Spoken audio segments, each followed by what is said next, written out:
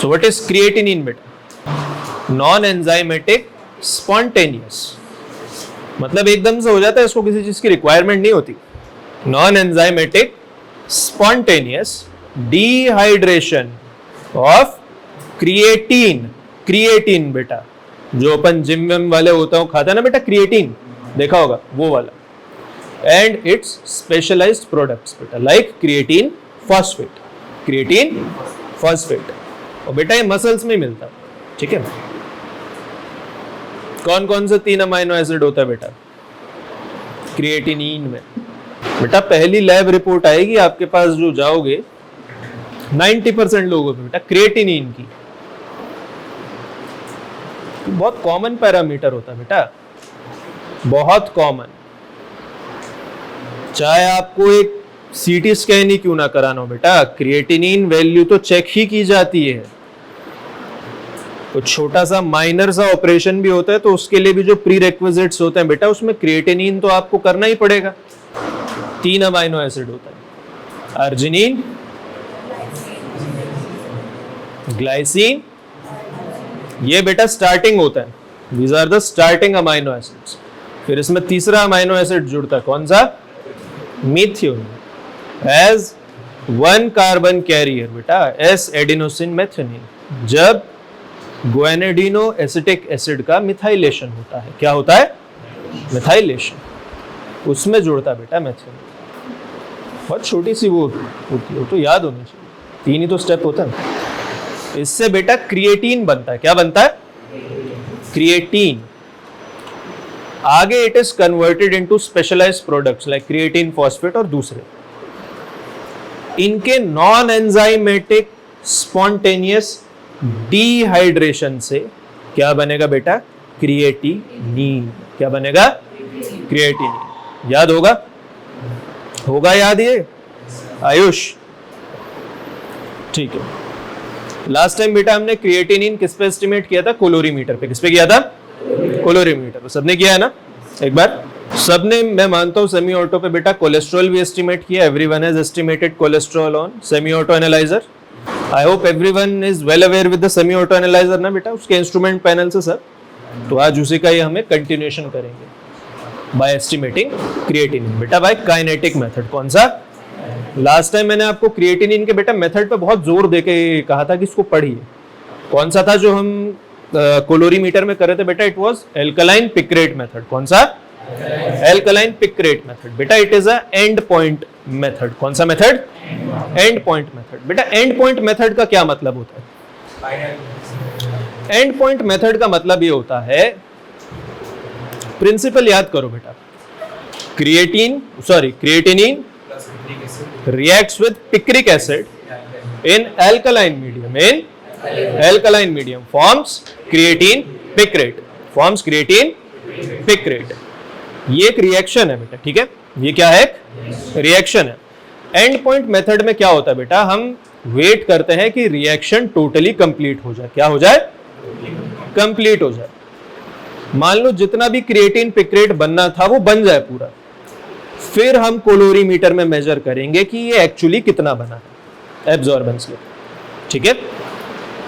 इसीलिए आपको याद होगा 10 मिनट 30 मिनट आपको बोला जाता है ना बेटा, इसको रखो अपने पास, इंक्यूबेट करो। जब सर्दी थी तो बेटा वो आपका इंक्यूबेटर भी ऑन करा था हमने, याद है? वो इसीलिए किया जाता है बेटा ताकि रिएक्शन टोटली कंप्लीट हो जाए, so that the reaction completes to its end और फाइनल प्रोडक्ट्स। सारे रिएक्टेंट बेटा प्रोडक्ट्स में कन्वर्ट हो जाए। ओके। काइनेटिक मेथड में ऐसा नहीं होता बेटा। What actually happens in kinetic method? We constantly measure, remember, we constantly measure change in rate of reaction. Change in rate of reaction. Rate of reaction. मान लो रिएक्शन अभी इनिशियली स्टार्ट हो रही है। क्या हो रही है? स्टार्ट हो रही है। तो मेरे पास रिएक्टेंट्स जो हैं बेटा वो इनफाइनाइट होंगे। रिएक्टेंट्स कैसे होंगे? इनफाइनाइट होंगे। प्रोडक्ट्स कैसे होंगे बेटा? जीरो होंगे। कैसे होंगे? जीरो। बेटा काइनेटिक मेथड में पता क्या होता है? रिएक्शन का रेट, क्योंकि इनिशियली रिएक्टेंट्स बहुत ज्यादा है और प्रोडक्ट्स बहुत कम है, तो बेटा रेट ऐसे आता है, याद आया बेटा? ये बाद में आगे चल के ऐसे ये कर्व फ्लैट हो जाएगा, ये कर्व फ्लैट हो जाएगा। Why it tends to become flat? किसी को पता है? किसी ने पढ़ा है केमिकल काइनेटिक्स अच्छे से? All of the reactants are slowly turning into products, are slowly turning into products.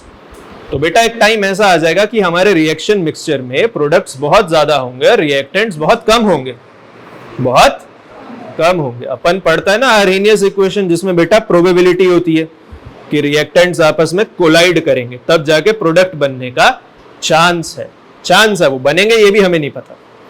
तो बेटा जब रिएक्टेंट की कंसंट्रेशन टाइम के साथ बहुत कम होती चली जाएगी तो प्रोडक्ट बनने का चांस भी कम होता चला जाएगा, जिससे रेट ऑफ रिएक्शन ऐसा फ्लैट हो जाएगा एकदम। ये तो बेटा प्रोडक्ट्स का फॉर्मेशन है। किसका?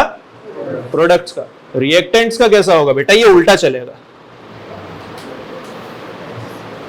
चलेगा ना? चलेगा नहीं चलेगा?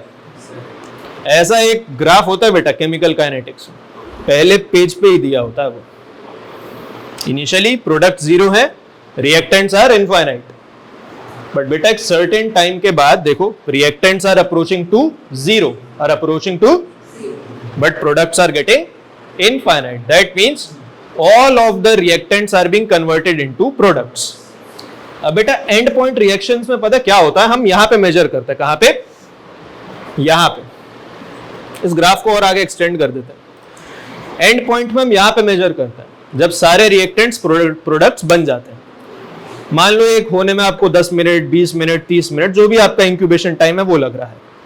काइनेटिक मेथड में ऐसा नहीं होता। बाहर मत देखो यार। हाँ ठीक। काइनेटिक मेथड में पता क्या होता है बेटा? We continuously take readings.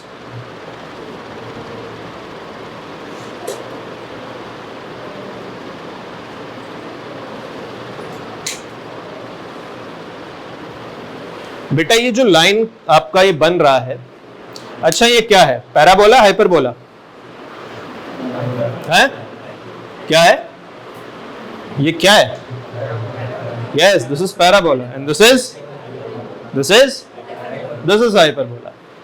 तो बेटा ये जो आपके स्लोप्स बन रहे हैं ये कब बन रहे हैं? देखो at time t1, t2, t3, t4, t5, ऐसे करते करते बेटा इनफाइनाइट तक हम लेते जा रहे हैं।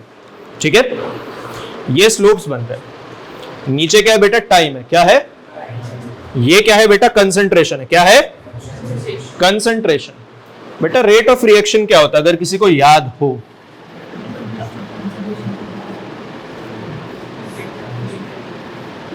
Change in concentration upon change in time. तो बेटा ये जो पैराबोला और हाइपरबोला बन रहा है, क्या मैंने रेट ऑफ रिएक्शन कह सकता हूं? कह सकता हूं, क्योंकि बेटा कंसंट्रेशन अपॉन टाइम। तो ये क्या रिप्रेजेंट कर रहा है? Rate of reaction. क्या कर रहे हैं? Rate of reaction.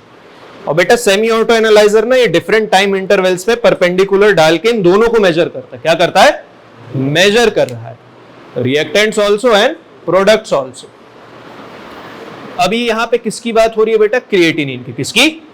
क्रिएटिनिन की। इसमें हमारा प्रोडक्ट क्या है बेटा? Creatinine picrate. क्या है? Creatinine picrate. तो क्या मैं ये कह सकता हूं कि डिफरेंट टाइम इंटरवल्स पे बेटा semi auto analyser creatinine picrate मेजर कर रहा है ना? अब खुद सोचो बेटा, इनिशियली T1 पे देखो, बिल्कुल सबसे इधर है। T1 पे रिएक्टेंट्स बहुत ज्यादा हैं, प्रोडक्ट्स बहुत कम है, तो यहां पे एब्जॉर्बेंस बहुत कम होगी, क्योंकि बेटा प्रोडक्ट्स बहुत कम है। प्रोडक्ट क्या है? Creatine picrate. T2 पे बेटा देखो प्रोडक्ट्स थोड़े से और ज्यादा हैं। T3 पे बेटा प्रोडक्ट्स थोड़े और ज्यादा हैं। T4 पे बेटा प्रोडक्ट्स और ज्यादा हैं। इसी तरह यहां पे आगे बढ़ते बढ़ते बेटा प्रोडक्ट्स बहुत बढ़ते चले जाएंगे, यानी कि एब्जॉर्बेंस भी यहां से टाइम के साथ बढ़ती चली जाएगी ना। इसलिए बेटा जो एब्जॉर्बेंस होती है ना वो लीनियरली वेरी करती है। कैसे? लीनियरली। कैसे? लीनियरली। एब्जॉर्बेंस बेटा ऐसे बढ़ती चली जाती है। ये तो आइडियल कंडीशंस में होता है। कैसे? Ideal condition. लेकिन जो प्रैक्टिकली बेटा ग्राफ आता है ना, वो कुछ हद तक बेटा लीनियर रहता है, उसके बाद ऐसे बेंड हो जाता है थोड़ा सा। ये रियल कंडीशंस है, ठीक। लेकिन does not matter, it's one and the same thing. पढ़ता है ना बेटा ideal gas, real gas. Ideal gas या आइडियल कंडीशंस क्या होता है बेटा? शेख चिल्ली वाली बातें होती हैं। प्रैक्टिकली तो इन्हीं से काम करना पड़ता है ना, ठीक है। सो this is a brief overview of बेटा काइनेटिक मेथड। इसका what actually happens in kinetic method? Let me sum up all those things. We measure rate of reaction, or I should say change in rate of reaction continuously with time. Continuously with time. Major difference बेटा end point से क्या होता है? end point में तो जैसे हम आपको कहते हैं ना incubate करो, हम आपसे incubate इसलिए कराते हैं ताकि वो reaction complete हो जाए। यहाँ पे हम reaction complete होने का वेट नहीं कर रहे हैं, वो रिएक्शन चल रही है, चलने दो, हम उसका रेट मेजर कर रहे हैं। T1 पे, T2 पे, T3 पे, T4 पे, जब अलग अलग टाइम इंटरवल्स पे हमारे पास उसका रेट होगा, तो क्या आपस में उनको कंपेयर करके चेंज ऑफ रेट नहीं आएगा? आएगा ना। T1 पे मान लो 0.1 है, तो T2 पे कितना होगा? 0.25। तो बेटा T2 minus T1, what would be the change in rate? 0.15। जैसे जैसे बेटा रिएक्शन आगे बढ़ेगी, वैसे वैसे प्रोडक्ट्स बढ़ते जाएंगे ना।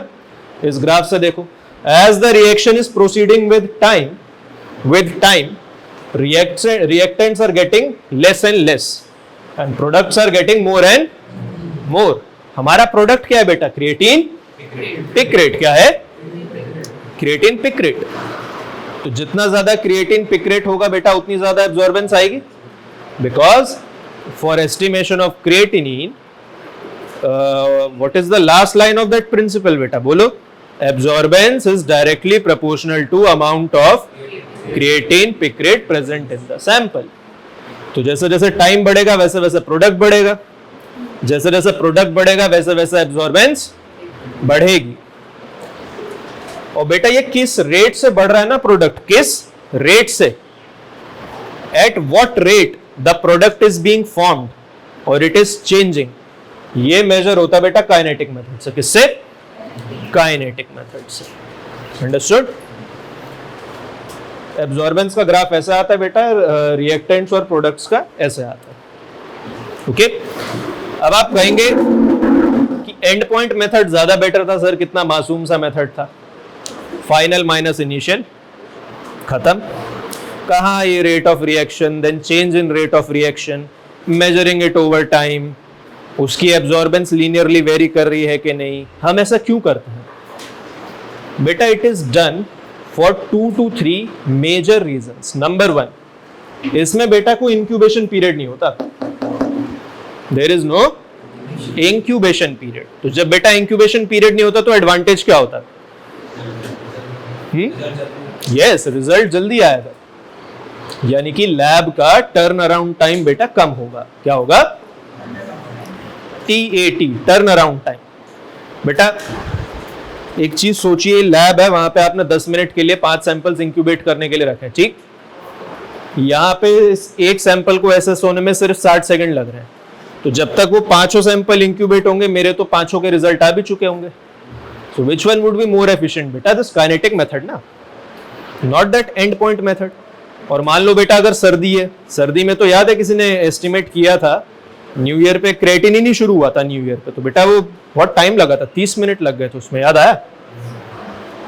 इस बैच के साथ हुआ था कि नहीं? पर जो फर्स्ट डे आया था, I think it was B batch, उसमें बहुत टाइम लगा था, 30 मिनट लग रहे थे, इतनी सर्दी थी उस time. So this is the advantage of kinetic method over end point method. Also we do not just use end these kinetic methods for estimation of creatinine, हम इसे बहुत चीजों में यूज कर सकते हैं। आगे चल के बेटा AST और ALT भी होगा, AST और ALT भी होगा। क्या होते हैं AST ALT? These are enzymes. Yes, very good. तो बेटा काइनेटिक मेथड यूज किया जाता है एंजाइम एक्टिविटी मेजर करने के लिए। क्या मेजर करने के लिए?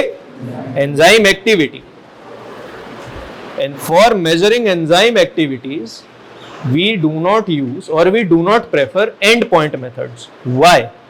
यहां देखो, हमें कंटिन्यूसली बेटा ग्राफ मिलता चला जाएगा. क्या मिलता चला जाएगा? ग्राफ मिलता चला जाएगा. हर पॉइंट पे बेटा हमें रेट ऑफ रिएक्शन मिल रहा है, हर पॉइंट पे, हर सेकंड पे, हर सेकंड पे बेटा enzyme activity can be monitored. इसलिए हमें पता चलेगा that all those enzyme are how much efficient. इससे एफिशिएंसी का एक बेटर असेसमेंट आपको मिलता है. इसलिए फॉर कैलकुलेटिंग और मेजरिंग दोज AST ALT ना we use exclusively kinetic method. कौन से? Kinetic method. तो बेटा ये भी एक बेनिफिट होता है काइनेटिक मेथड्स का. समझ आया? What is the basic difference between end point and kinetic method. Okay, now coming back to estimation of creatinine. Theory वगैरह आज कुछ नहीं होगी बेटा, आपके पास ऑलरेडी सब कुछ है इंक्लूडिंग क्लिनिकल ऑल्सो. ठीक है, माइनर ट्विकिंग्स होंगी बेटा, जो सेमी ऑटो में जैसा हमें काम करना है वो देखिएगा बस आप. First what we start with aim लिख लेना बेटा. देन मटेरियल्स रिक्वायर्ड जो लैब में लग रहे हैं, जो आपने यूज किया लिख लेना. Then after that principle is almost same. You just have to write measuring absorbance within given time. वहां पे तो बेटा इंक्यूबेशन होता था 10 मिनट के लिए, ठीक. यहाँ पे गिवन टाइम होगा. क्या होगा? Given time. मशीन जितना भी टाइम ले रही है, किट जितना भी टाइम आपको बता रही है. आफ्टर दैट बेटा प्रोसीजर आप लोग देख लीजिए, प्रिपेयर कैसे करना है. प्रिपरेशन भी सेम ही है, ऐसा कोई वो ज्यादा है नहीं.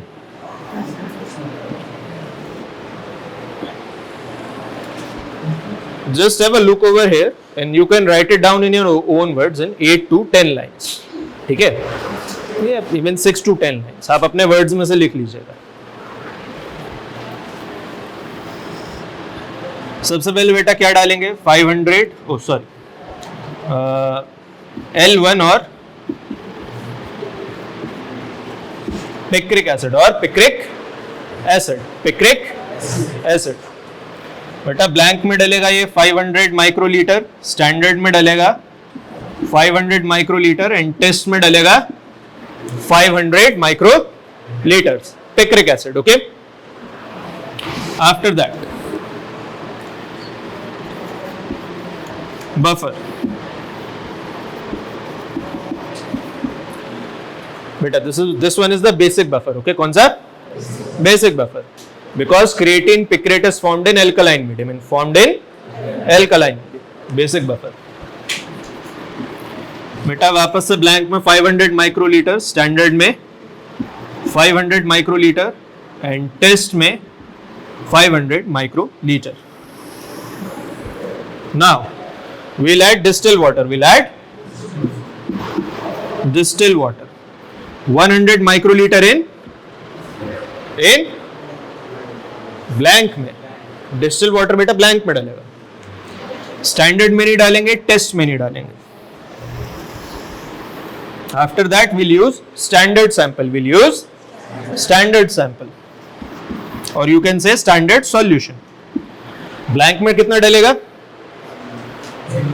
हाँ, ब्लैंक में नहीं डालेंगे इस बार. This has to be put in standard. Similarly बेटा टेस्ट में भी नहीं डालेंगे. ओके, फाइनली बेटा जो है हमारा सीरम सैंपल, या जिसमें भी हम एस्टिमेट कर रहे हैं.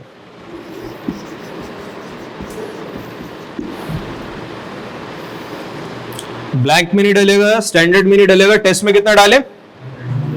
100 microlitre.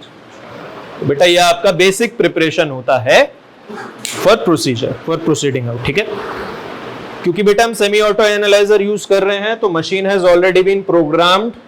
The program has been set in there for standard. ठीक है, स्टैंडर्ड सॉल्यूशन से उसकी ऑलरेडी प्रोग्रामिंग हमने कर दी है और बेटा ब्लैंक से उसका कैलिब्रेशन भी हमने कर दिया है. ठीक है, all you have to prepare is test. एक माइनर ट्विकिंग और है बेटा, आज आप 3-3 के ग्रुप्स में प्रिपेयर करेंगे. ओके, क्यों करेंगे मैं आपको भी बता देता हूँ. You will form group of 3. एक बंदा बेटा पिक्रिक एसिड डाल देना, the next one will put buffer solution and the last one will pipette the serum sample. Okay, मिलकर काम करना आज। एक चीज याद रखना बेटा, ये क्या है? काइनेटिक मेथड है। क्या है? तो जैसे ही आप क्रिएटिनिन डाल दोगे, मैंने आपको बताया था ना बेटा, प्रोडक्ट बनना शुरू हो जाएगा, बताया था ना, वो ग्राफ बना के, रिएक्शन बेटा इमीडिएटली स्टार्ट हो जाएगी। ओके, इसीलिए जैसे ही आप क्रिएटिनिन डालेंगे within 10 seconds you have to aspirate it in the machine. Okay, machine में एस्पिरेट तो सबने किया होगा, सबने देखा होगा बेटा। बिल्कुल क्रिएटिनिन डालते ही पहले आप पिक्रिक एसिड डालना, उसके बाद बेटा बफर सॉल्यूशन डालना। ठीक, इमीडिएटली जैसे ही क्रिएटिनिन आप डालेंगे, क्योंकि रिएक्शन स्टार्ट हो जाएगी अंदर, it is a kinetic method, हमें रेट ऑफ रिएक्शन एक एक सेकंड पे मेजर करना है बेटा मशीन को। उसे बस बिल्कुल 2-3 सेकंड के लिए शेक करना and immediately pipette it, immediately उसे एस्पिरेट करा देना मशीन में। After 10 seconds your answer will not come. ठीक है, आफ्टर 10 सेकेंड्स आंसर बहुत डेविएटेड आएगा, बहुत डेविएटेड आएगा। मान लो 1 mg पर DL है, हो सकता है 0.8 आ जाए, इतना फर्क आ सकता है सिर्फ 10 सेकंड के अंदर। ठीक है, 10% एरर इज परमिसेबल आप लोगों के लिए यूजी लेवल पे, तो 0.9 तक अगर आ रहा है इट इज गुड, उसके नीचे 8-9 भी एक्सेप्टेबल है, लेकिन 8-8 हो गया तो नहीं मानेंगे फिर। ठीक है, एक चीज और देखना बेटा, पता चला ना, you have to perform in group of 3, और जो लास्ट में बेटा क्रिएटिनिन डालेगा, जो सबसे अच्छा पिपेट करना जानता हो लास्ट में उसे ही रखना। बस तू क्रिएटिनिन पिपेट कर, डाल and aspirate it immediately. Okay, और हाँ ये गलती मत करना बेटा कि मशीन अभी भी रन टेस्ट पे लगी हुई है। ठीक, पहले पेज पे आप क्रिएटिनिन डाल के पिपेट कर रहे हैं, लेकिन पिपेट हो नहीं रहा, क्योंकि वो क्रिएटिनिन वाला पेज अभी खुला ही नहीं है। ठीक है, वो पेज ओपन करके पानी एस्पिरेट करके उसके लिए स्टैंडर्ड के लिए बेटा उसे नो पे प्रोग्राम कर देना आता है ना बेटा। फर्स्ट जैसे आप क्रिएटिनिन ओपन करेंगे कोई भी analyte, what's the first thing that come? Aspirate water, aspirate water, पानी पिला देना। आफ्टर दैट वो क्या पूछता है? एस्पिरेट स्टैंडर्ड, एस्पिरेट स्टैंडर्ड आपको एस्पिरेट नहीं करना, वो हमने ऑलरेडी प्रोग्राम कर दिया है, उसको नो कर देना। जब इतना हो जाए ना बेटा, तब पिक्रिक एसिड डालना शुरू करना। ठीक है, या इतना होने के बाद वो पिक्रिक एसिड और बफर में क्रिएटिनिन डालना। और अगर किसी को टीम में बहुत एफिशिएंटली काम करना है, तो जो लास्ट में बंदा खड़ा होगा ना, उसको बोलना तू मशीन प्रोग्राम कर क्रिएटिनिन तक, तब तक हम पिक्रिक एसिड और बफर डाल रहे हैं, वर्क एफिशिएंटली। ओके, कैलकुलेशंस बेटा, एक कैलकुलेशंस और देखो, इसकी कैलकुलेशंस भी थोड़ी सी अलग है। एंड पॉइंट में क्या होता था बेटा? त्रिपाठी रुको अभी। What were the calculations part in and point? अरे जोर से बोलिए बेटा, लंच तो किया सबने। अरे कैसे कैलकुलेट करता है एंड पॉइंट रिएक्शंस में बेटा? लास्ट टाइम क्रिएटिनिन का कैसे एस्टिमेट किया था, कैसे कैलकुलेट किया था? OD of test upon OD of standard into standard concentration, into standard concentration. 2 मत बोल देना बेटा, 2 तो क्योंकि हमारे स्टैंडर्ड की, इसलिए 2 से मल्टीप्लाई करवाते हैं। Actually it is standard concentration. यहां पे पता क्या होता है बेटा? Our machine takes 2 distinctive readings, 2 distinctive readings. The first reading is taken at T1, यानी कि एट 30 सेकेंड्स, एट 30 सेकेंड्स। कौन सेकेंड पे? 30 सेकेंड्स पे। यानी कि हमने सैंपल एस्पिरेट करा दिया। अब बेटा एब्जॉर्बेंस आप मशीन में देखिएगा, एब्जॉर्बेंस आप अपने आंखों से बढ़ते हुए देखिएगा, एब्जॉर्बेंस बढ़ती चली जाएगी टाइम के साथ। लेकिन मशीन क्या करती है बेटा? वो T1 पे, एट T1, जो कि after 30 seconds of aspiration, after 30 seconds of aspiration, I can say 30th second, I can say 30th second, वहां पे बेटा एब्जॉर्बेंस की एक डिस्टिंक्टिव रीडिंग लेती है, जिसको कहेंगे हम T1 की रीडिंग। किसकी? The T1 reading. After 60 seconds, after 60 seconds another reading is taken at T2, T यानी कि कौन सा सेकंड हो गया बेटा? It is 90th second. कौन सा? 90th second.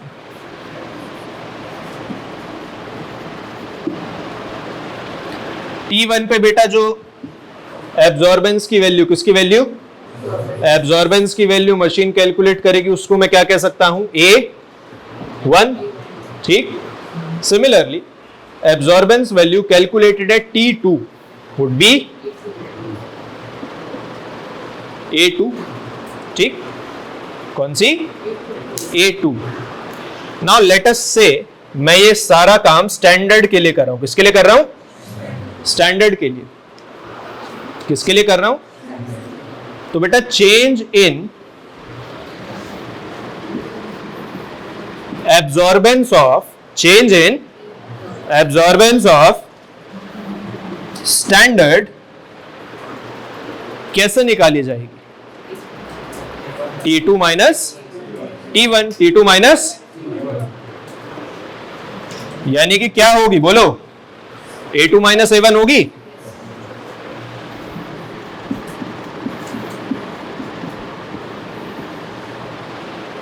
ठीक है, समझ आया? किसी को कोई डाउट इसमें? किसी को कोई डाउट? देखो बेटा, मशीन दो डिस्टिंक्टिव टाइम पे रीडिंग लेगी, दो डिस्टिंक्टिव टाइम पे रीडिंग लेगी। एब्जॉर्बेंस बेटा वो सब जगह कैलकुलेट कर रही है, हर सेकंड पे। Rate of reaction her second पे कैलकुलेट कर रही है। Change in rate of reaction is calculated for each and every second. आप अपनी आंखों से देखना बेटा, मशीन जब 90 सेकंड चलेगी ना, एब्जॉर्बेंस बढ़ती हुई दिखेगी आपको। देखना, एब्जॉर्बेंस ऊपर ही ऊपर जाएगी, वो वैल्यू इंक्रीज होती रहेगी। Machine will take two distinctive readings at T1 and T2। T1 कब होगा बेटा? 30th second. एक बार एस्पिरेट कर दिया 30th सेकंड, उस पे बेटा जो एब्जॉर्बेंस आएगी उसको हम क्या बोलेंगे? A1। After 60 seconds of T1, after 60 seconds of T1 it will come T2। Second reading जो ली जाएगी बेटा उसको मैं कह सकता हूं T2, एट टाइम T2। ये कौन सा सेकंड होगा बेटा? 90th सेकंड होगा, क्योंकि पहली रीडिंग लेने में बेटा 30 सेकंड लग गए और दूसरी रीडिंग बेटा इसके 60 सेकंड बाद ली जा रही है, तो कितना हो गया? 90 सेकंड्स। यहां पे जो रीडिंग ली जाएगी बेटा मैं उसको A2 बोल सकता हूं। एब्जॉर्बेंस को, एब्जॉर्बेंस को रीड कर रहे हैं, ठीक है, एब्जॉर्बेंस को एट T1 एंड T2।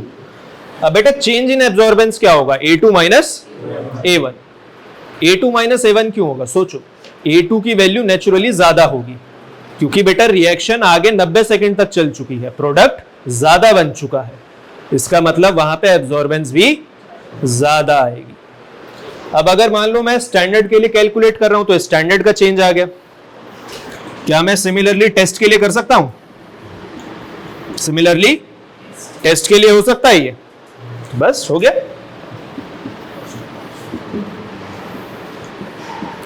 अगर आप स्टैंडर्ड एस्पिरेट कर रहे हो तो बेटा वो चेंज इन स्टैंडर्ड होगा। आप टेस्ट या सैंपल एस्पिरेट कर रहे हो तो वो चेंज इन सैंपल होगा। इतना समझ आया? Is everyone okay with this? आपको ये कहीं कैलकुलेट नहीं करना, कुछ नहीं करना।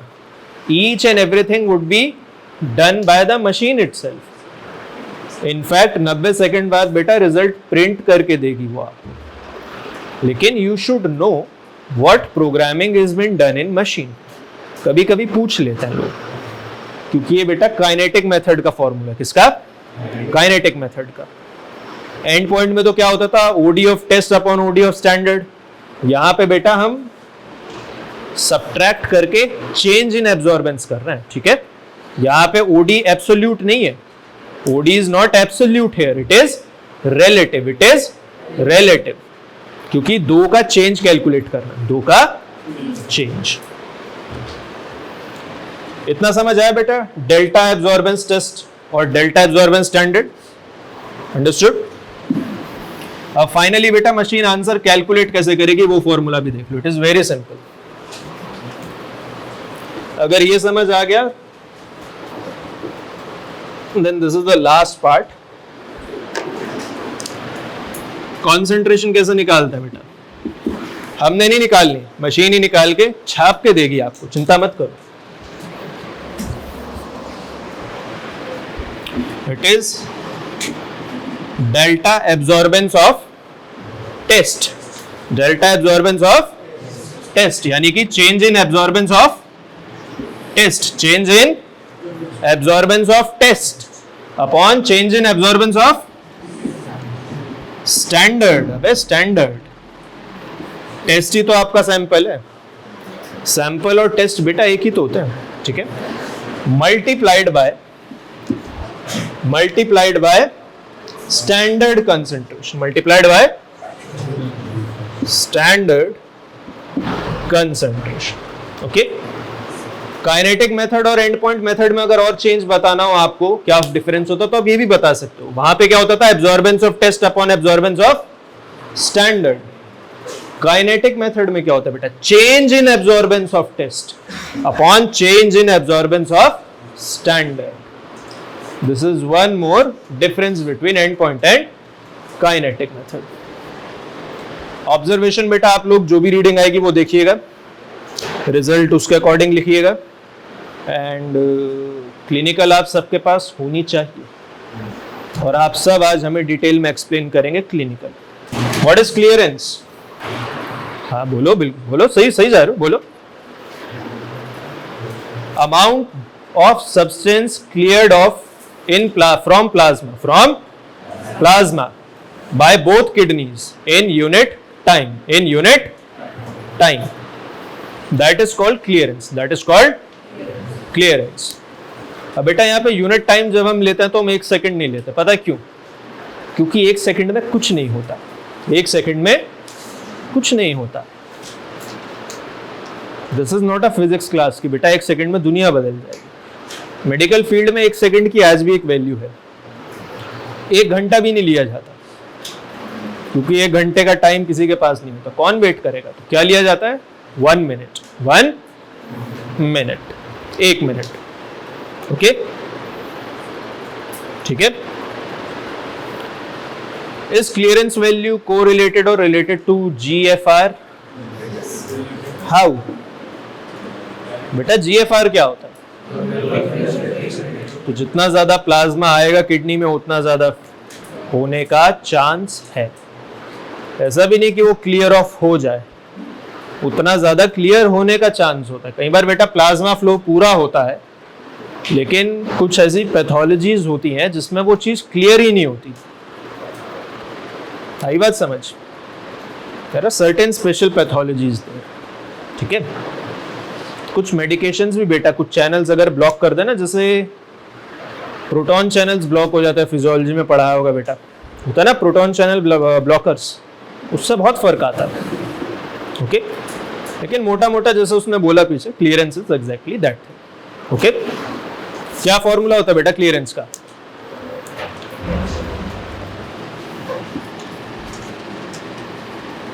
क्लियरेंस का क्या फॉर्मूला होता है? अगर आपको पन्ने पलटने की जरूरत पड़ रही है, then you have lost it, फिर कोई फायदा नहीं बेटा। बिना देखे बोलो, गलत बोलो, चलेगा, कोई बात नहीं।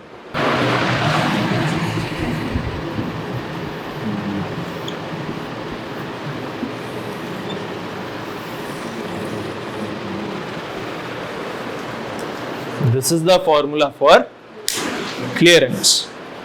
What is the meaning of U here? हाँ, कंसेंट्रेशन ऑफ क्रिएटिनिन या जो भी मेजर करे। देखो बेटा क्लियरेंस तो किसी की भी हो सकती है ना, यूरिया की भी होती है। Concentration in urine, concentration of metabolite, जो भी हम इन्वेस्टिगेट कर रहे हैं इन यूरिन, V क्या है बेटा? Volume of urine collected, volume of urine collected, मतलब जितना भी यूरिन कलेक्ट हुआ है बेटा over the given specified time, V वो रिप्रेजेंट करता है। What is P? उसी की कंसंट्रेशन प्लाज्मा में, उसी की कंसंट्रेशन प्लाज्मा में, ओके। इससे बेटा हमें क्रिएटिनिन क्लियरेंस पता चलता है, क्रिएटिनिन क्लियरेंस पता चलता है। Similar formula can be used to calculate urea clearance, uric acid clearance, और क्या होता है? Inulin clearance. हालांकि इन्यूलिन अब कराया नहीं जाता, but it is the gold standard for calculating the clearance. क्यों नहीं कराया जाता? Because a lot of people are allergic to inulin. Allergic to inulin. आप जैसे inulin इंजेक्ट करेंगे बेटा चांस होता है कि एलर्जिक रिएक्शन या कई केसेस में देखा गया कि एनाफाइलेटिक शॉक तक प्रोसीड कर जाती है चीजें. क्या होता है anaphylactic shock? Just a brief idea, बिल्कुल डिटेल में मत जाइएगा, एक ब्रीफ आइडिया बस ले लीजिएगा. Okay, 5 words is more than enough. लेकिन आप लोगों को पता होना चाहिए बेटा एनाफाइलेटिक शॉक क्या होता है. आपको नहीं समझ आ रहा अभी what the small small things mean in actual life. बहुत लोग होते हैं बेटा जो कॉमन ड्रग्स आप सेकेंड ईयर में पढ़ेंगे फार्माकोलॉजी में, we are allergic to that. हमको नहीं पता होता क्योंकि वो डे टू डे लाइफ में हमें लगती थोड़ी है. लेकिन अगर आप बिना चेक करे वो चढ़ा दे, किसी को लगा दे, एडमिनिस्टर कर दे बेटा, those conditions can be life threatening also, and one of them can be translated into anaphylactic shock also. ठीक है, पढ़ के आना है इसे. I will give you a good 10 minutes. Phone में खोलना बेटा, आपस में साथ वालों डिस्कस करना, देख लेना, उसके बाद फोन रख देना. ओके, क्लियरेंस समझ आया बेटा क्या होता है, how it is calculated. Unit क्या होती है बेटा इसकी? यूनिट बहुत लोगों को नहीं पता. क्या? Yes, good, ml per minute. Because ultimately what we are measuring volume. We are measuring volume. Volume की क्या होती है बेटा? ml. And we are measuring in unit time. In unit time. क्योंकि बेटा हम यहाँ 1 मिनट ले रहे हैं ना, तो फॉर्मूला में ऊपर नीचे 1 से मल्टीप्लाई कर दो तो कोई फर्क नहीं पड़ता, इसलिए बेटा वो टर्म इग्नोर कर दिया जाता. ओके, किसी ने पूछा नहीं ना सर यहाँ पे टाइम कहां से आ गया. बेटा किसी को कोई doubt? So everyone is now clear with what is the difference between a and point and kinetic method. ठीक, व्हाट इज क्रिएटिनिन. ठीक, बनने का एक बेसिक प्रोसीजर आपको पता ही है. कौन कौन से 3 अमाइनो एसिड्स लगते हैं? Glycine and arginine are the starting material. Methionine बेटा बीच में आके जुड़ता है as 1 carbon carrier, as 1 carbon carrier during methylation step. Okay, clinical interpretation बेटा आप लोगों को थ्योरी में भी अब पढ़ाई गई है और लास्ट टाइम की भी आपके पास है, तो क्लिनिकल पर आज काम करके आइएगा. और take 10 minutes of time and have a read of what is anaphylactic shock. ठीक है, पढ़ के आना बेटा, ये चीज बहुत रिक्वायर्ड होती है. So that is completed. Okay, so you can now proceed to the lab. भाई स्प्रेड हो गया ना, आप ने बराबर रखेगा.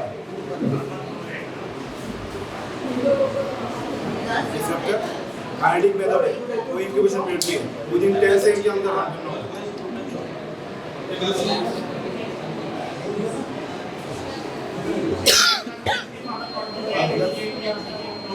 अभी यूनिट टाइम चलेगा, इसके बाद आएगा रीडिंग टाइम, उसके बाद आएगा जब रिजल्ट आ जाएगा, पहले यूनिट को साफ करके सबको रिजल्ट बोल के ये सारे जी सामने दे रहे हैं तो बोला এইভাবে তাহলে 90 ডিগ্রি হবে এইভাবে যদি করো কবি है जोर तो समझ क्या मैं इसको लेना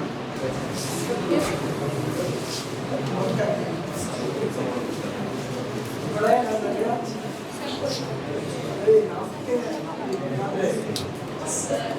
ওটার সাথে কোনটা মিক্স করছ না তো टिप्स चेंज किया